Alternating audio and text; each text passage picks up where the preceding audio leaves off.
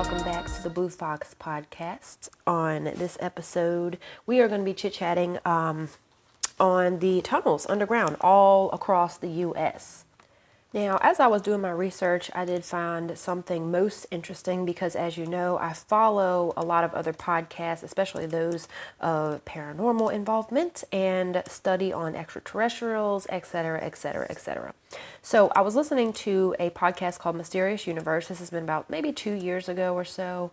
And they had this episode talking about this paranormal investigator group that went to Hellier, Kentucky. And they went there on the lead from a guy named David Christie. Greg Newkirk apparently got an email from this guy basically telling them that he had little weird, strange creatures emerging from his property, which an abandoned mine shaft sat. And the whole town actually had reports of these weird little creatures just popping up here and there. And so as I was researching, something hit me. Because also on the same podcast, they were talking about the missing 411 cases, of which David Paulides had wrote a book. And there's also a series on YouTube, I believe, that's still available. But anyways, not quite the same type of accounts, but still bizarre and very strange disappearances of people in these national parks all across the U.S. as well. So I just find it very odd that there's mountains involved, national parks per se, and then there's these tunnels underground across the U.S. where people are just kind of like disappearing or strange things are emerging from these caves and tunnel systems, whatever. I think it's weird. But yeah, I think I'm going to put those two together because there's some interesting correlations between the missing 411 cases as well as the Hellier, Kentucky cases there. So back to my original statement on David Christie. This guy emails Greg Newkirk, who was the lead investigator of a paranormal group. And of course, he sends these pictures as evidence of what's going on in these beings that are emerging from his property. And of course, with these unsettling assaults, David Christie was able to capture the evidence, which sometimes is the meat of the sandwich there. If there's no evidence, usually people aren't willing to go investigate unless they have a really compelling story to do so. I feel like the story in itself sounds like many others that people have reported, but this one stuck out because he had captured pictures of little footprints. Now, Greg, of course, takes these to some naturalists as well as hunters, even other paranormal investigator groups to figure out what the heck are these footprints and is this something that is legitimate. And the odd thing was that all the experts that he had taken these photos to all agreed that yes, they were real photographs. However, none of them could agree on the type of creature who made the said footprints. Super creepy. But even after he decides, you know what, we're going to go ahead and investigate this, even though, you know, they've got the evidence, but it was almost like out of nowhere, David Christie just up and disappeared in thin air, or thin cyberspace, I guess you could say. But anyways, so his case did coincide with another one from the 1955 case in Hopkinsville, Kentucky. Many may know that as the Kentucky Goblin cases, but basically same thing, small, weird humanoid creatures were coming out of the ground or just surfacing from seemingly nowhere. So shortly after David Christie disappeared, Greg Newkirk starts to get emails from another mysterious person who actually was named Terry Wrist, which is a play on words. Sounds a lot like terrorist. Very weird, but it leads him on this wild goose chase. So his paranormal group actually does end up going to Hellier, Kentucky. There are episodes on YouTube, I believe, still up available as of now. But yeah, these episodes basically tell you the story of how all this unfolds and where it leads these paranormal investigators. The story is eerie in itself, but they just stumble upon, event after oddity, and it just goes down into a wormhole of absolute craziness as far as the paranormal goes.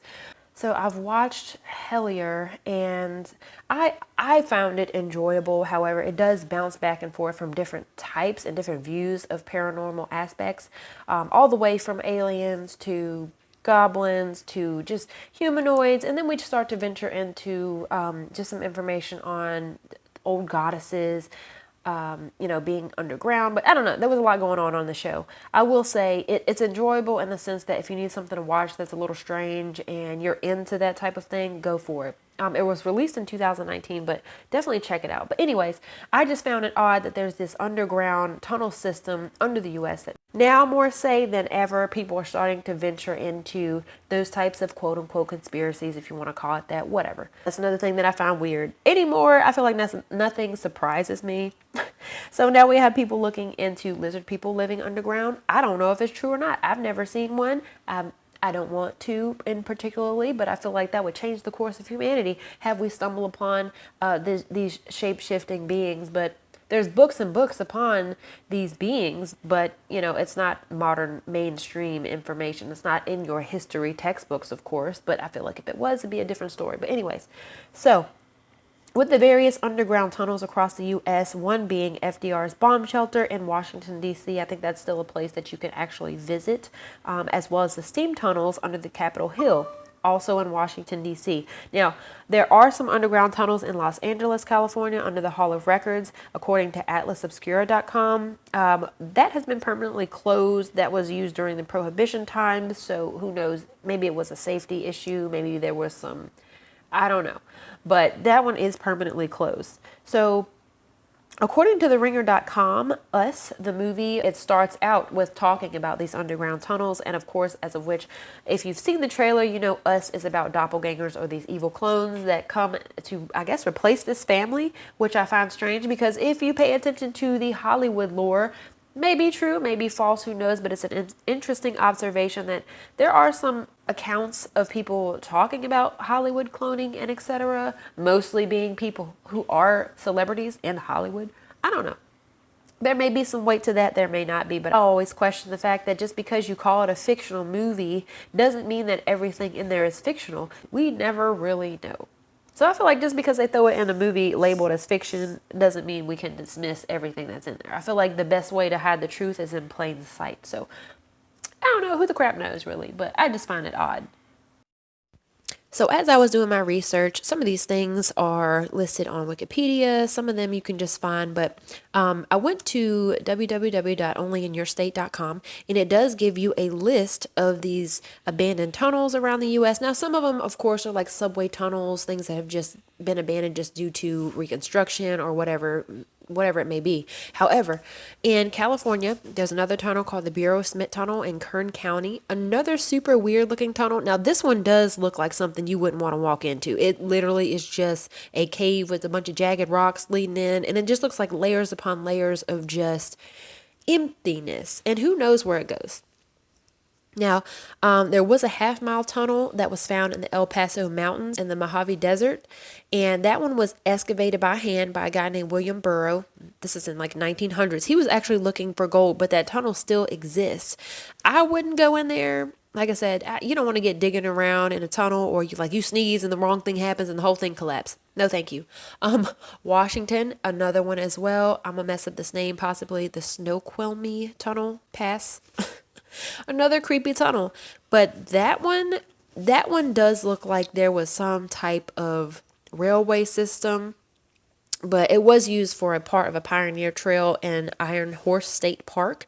That is an abandoned railroad tunnel that was constructed in 1912 and now just serves as a 2.3-mile hike in darkness.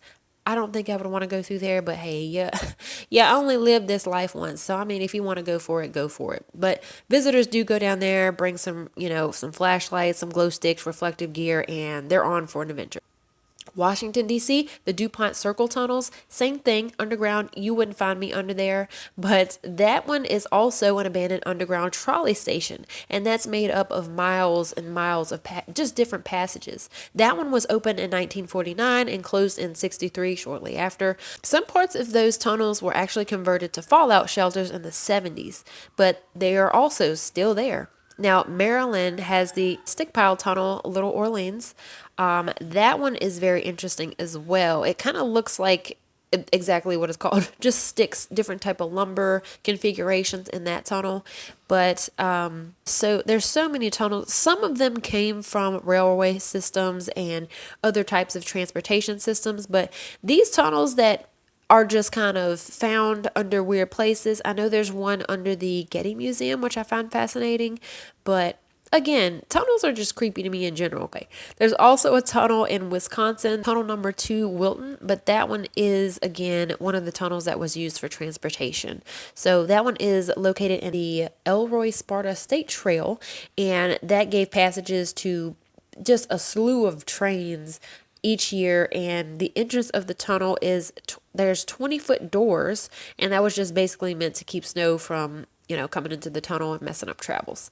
But the stories in David Politis's conglomeration, the missing 411 cases, are super disturbing in the fact that all these stories seem to have very similar congruencies as far as the state in which the people go missing. They always are very well versed at tracking, hunting, exploring. They're people that you could drop in the forest and you would think they could be able to find their way out because they've done it so often. They know what to do. They're equipped for this type of task, and yet it never fails. What happens is they go missing. All of a sudden, there's bad weather to where searchers can't go and look for them thoroughly, or they'll start looking and they just cannot continue because of the weather, be it rain, storm, hurricane, tornado, whatever it is. The weather gets really bad after these people go missing. But the strange thing is, if the body shows up, and in those cases where it does show up later, it seems to have been planted there by someone or something, and they're usually in the spots where the searchers have already looked. And you've got the town out there looking for people, rescue squads, police, SWAT teams, FBI. It's just very strange when it happens. Now, there was a story, and I think this was one of the earlier stories, about a 3-year-old who went missing, but he did find his way back, or they did discover him, and he was found. He wasn't deceased when they found him, and he was able to talk. But of course, as you all know, when you talk to a 3-year-old, their way of explaining things is very different because they're so young. They don't have the vocabulary needed to fully explain something. So when they did recover this 3-year-old, or when he was found, he told them that he ran into this bear and said, like, oh, this bear came and helped me, etc. But that makes me also wonder, like, did Bigfoot kidnap you, and really Bigfoot is actually really smart and using some kind of technology that we don't know of? We don't know. It's an unknown. Oh gosh, I'd be saying anything on this podcast. But anyways, I'm going to read a few sections from the Missing 411 Cases book by David Politis. Let me know what you guys think of each story, and then I'm going to wrap it up at the end and give a few more tunnel stories as well, and tie in these two seemingly different events, but also very much similar. But yeah, here we go. Christopher L. Jones went missing on April 5th of 2006 from Holland, Arkansas. He was 37 years old when he went missing, 6 foot, 150 pounds. He goes missing in a little town that's north of Little Rock, 20 miles east of the Ozark and Quachita National Forest. So parts of the perimeter of the city can be quite remote. Chris Jones lived in one of those remote sections of the city in his house trailer. He had a white picket fence surrounding his property and a large creek running to the rear. Chris had just returned home prior to his disappearance. He was in the hospital with a severe case of gout, and that had struck both legs, and it made it almost impossible to walk. He was using 2 crutches to move around. On April 5th, friends and family went to visit Chris and found his front door closed, but not locked. His crutches were leaning on his favorite chair. His vehicle was parked in his driveway, and nothing appeared to be moved or stolen. Shane Dixon, Chris's cousin, he was also interviewed during the investigation. Shane stated it was obvious that he was probably carried out of there, but we don't know who, we don't know how, who, or why. There was continuous ground and air searches of Kedron Creek and the property surrounding the trailer. Nothing of value was ever found. Chris had a daughter who was away at the time of his disappearance. She died in an auto accident 3 months after Chris disappeared. The family hoped that Chris would surface for the funeral, but he never did. The family knew that if Chris didn't come to the funeral, this had to be a bad ending. He loved his daughter very much. Law enforcement officials stated that Chris did not have a criminal record, was not under investigation for anything, and was working as an electrician prior to his onset of gout. So the case summary there, I think it's obvious to all involved that Chris is probably deceased. He wouldn't have missed the funeral of his daughter. It's also obvious that Chris could not have walked out of the area of his home because of his disability, gout. The real question that puzzles everyone, who carried Chris Jones off of his property and why? So that's about how majority of the stories in the missing 411 cases go. usually things that don't really add up. Certain things don't make sense. It just doesn't make sense for anybody to go out without their shoes or illy equipped for the elements, but yet people seem to end up in very strange places and or just completely missing, deceased. We just don't know. And I really think that's the scariest part is not knowing like what the heck happened. Another case that happened in 2009, this is in regard to Douglas John May. Douglas May went missing at Skeggs Point, Woodside, California. He was 55 years old when he disappeared. Douglas lived with his mom and dad in San Carlos. He would regularly make the 20-minute ride to the ridgeline that divided San Francisco Bay Area and the Pacific Ocean and eventually led to the Half Moon Bay. He did this for over 15 years. He would drive south on Highway 35, quickly leave the masses of humanity behind, and be in a different, very different environment of big trees, cool weather, and sometimes heavy fog. Douglas would make a left turn and park his vehicle in the turnout facing east and the southern edge of the water source for the city and county of San Francisco, Upper Crystal Springs Reservoir. There are 3 different open space areas in this remote area. What a majority of the public doesn't realize is that it's one of the most remote and wild areas in all of California, and it sat just below Douglas's Perch, the San Francisco State Fish and Game Refuge. The refuge completely engulfs Crystal Springs Reservoir, which prohibits any public access except for the very rare guided walk. The reservoir has giant trout, and the hills surrounding the waters contain significant wildlife, land never walked in recent times by members of the public. Douglas left his house at 5:30 p.m. on July 16th of 2009 and made the journey to the open space parking lot. He parked his car where he had hundreds of times before. Park rangers specifically told reporters at the time that Douglas had been here many times. He usually stayed in his car and read books and rarely left for a short walk. Apparently, he walked on July 16th. Douglas never came home the night of July 16th, and his parents called law enforcement. A San Mateo County Sheriff's deputy patrolling Highway 35 found his car parked exactly where his parents thought it would be.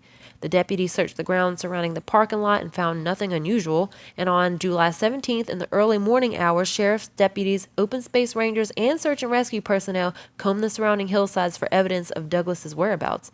Bloodhounds came to the area, and a scent trail could not be found. Equestrians, hikers, and the California Highway Patrol helicopter searched the open regions looking for Douglas and had no luck. After nearly a week of intensive search efforts, and the sheriff's office terminated the effort to find Douglas May. On December 27th of 2009, an individual was in a creek in an extremely rugged and wild section of the El Corte de Madera Creek Open Space District west of Skyline Boulevard near Woodside and Portola Valley when they found what appeared to be human remains. The specific location was down an almost vertical hillside off of Star Hill Road west of the open space park. When deputies finally arrived, it was dark and they determined it was much too dangerous to attempt retrieval at that time. So on December 28th, a specifically equipped cliff rescue team rappelled into the valley and found bones and clothing. Some of the remains were inside a pair of pants along with Douglas's wallet. All of the remains was sent to the San Mateo County coroner for analysis. On January 26th of 2010, the Contra Costa Times ran an article describing the findings of the coroner in the May case. Authorities have confirmed that human bones found in a remote nature preserve belonged to a missing San Carlos hiker, but they're unsure how the man died, an official said Monday. San Mateo County Coroner Robert Foxx conducted DNA tests on the remains and determined it was Douglas.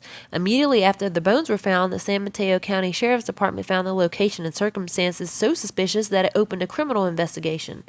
Later, in the same cited Contra Costa Times article, there's further clarity on the cause of death. The cause of May's death remains a mystery, Foxx said. Authorities said previously that they thought May, an experienced hiker, could have slipped and fallen into one of those steep ravines in the preserve, but coroner's office officials have not been able to determine how the man died and have classified it undetermined, he added. So the summary of this particular case, the location of Douglas's death is important. He was found just 6 miles southeast of Half Moon Bay and just 15 miles south of San Francisco. Douglas was just 3 miles from San Francisco's game refuge. I've been in this area several times. It's hard to believe how rugged and wild this area is while still being so close to a population zone. The times I've been in the park, I never saw anyone. For a person to get down into one of those valleys, either an extremely long walk from another part of the park or rappel down into the gorge was required. The coroner essentially stated that Douglas didn't die from falling. no broken bones or fractured skull, but he couldn't determine how the man met his demise.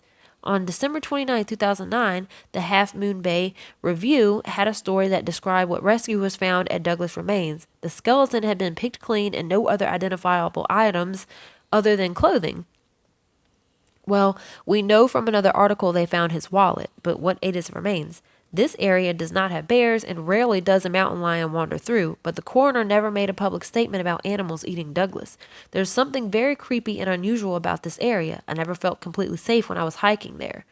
So that is the case of Douglas May. And again, very strange circumstances. It doesn't really make any sense because if he fell, you would think he would have been injured or there would have been some sign of like an impact from the fall. It goes on and on. Now, the interesting thing about the missing 411 cases is when I was listening to Mysterious Universe, it seemed like majority of the cases that they had were those of which the person abducted or the person that was affected by this basically was either of high intelligence or they were on the spectrum, again, a different form of high intelligence. But I'm wondering if that has anything to do with it or if these people are just being plucked at random. One of my least, none of them are my favorite, but one of the worst stories that I came across was the one on Bob and Sharon Miller, who basically were watching their son. He got diagnosed with meningitis, had to go through that. This was a decade before, and this was when he was about 4 years old.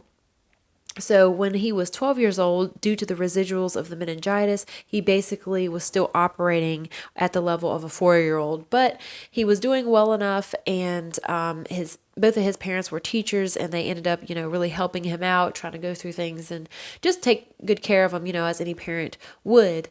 But Kenny was basically he was ready to go on a camping trip with his parents. They were super excited, so they took off for for their last week on this hike in the Pacific Crest Trail. Now, this is in the Sierra Nevada desert. This is like south of Lake Tahoe. So they go out that way.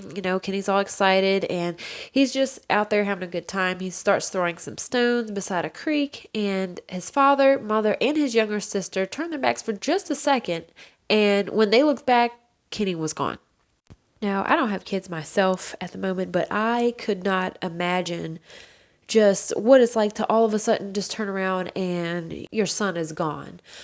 But anyways, the parents did act quickly, of course, and given the circumstances, this was a very unique case because of just how much Kenny had went through and the family had went through, and with him being, having those residuals of the meningitis, it was considered a disability, so he wasn't quite functioning 100% as a normal 12-year-old would. But Bob Miller, he ran from one trail to the next. He was even asking other hikers if they had seen Kenny, and word reached Oakhurst that night. And the next day, more than 50 friends, fellow teachers, strangers, everybody met up at the supermarket that was in town. They packed by the dozens in a school bus and cars and just went off towards Lake Tahoe looking for Kenny. And because of his disability, he would not answer commands. So the calls for Kenny had to be delivered in such a way that he could understand who it was, and he kind of had that commonality going. So majority of the people were out there kind of in a sing-songy type of voice, just calling for him, hoping that he would show up.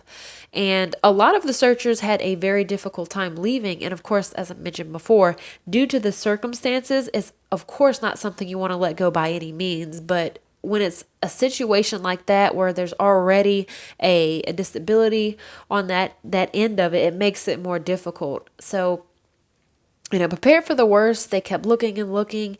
They did end up finding a shoe and sock along the way, which kind of gave hope to people, and everyone was euphoric, but it was it was just up and down. But after days went by, the sheriff finally decided, you know what, there's no way. Kenny was 4 foot tall, 4 foot 10 inches, about 75 pounds.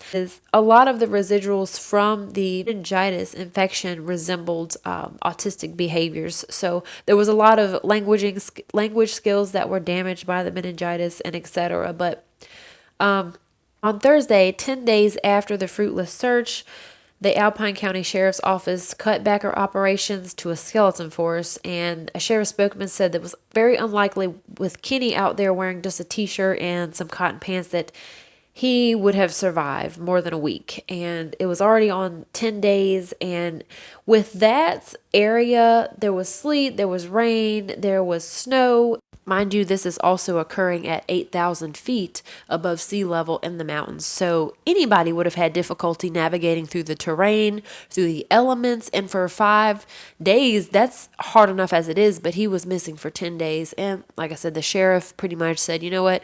There's no way he would have survived that anyway. And I hate the stories like this when there are children involved, especially.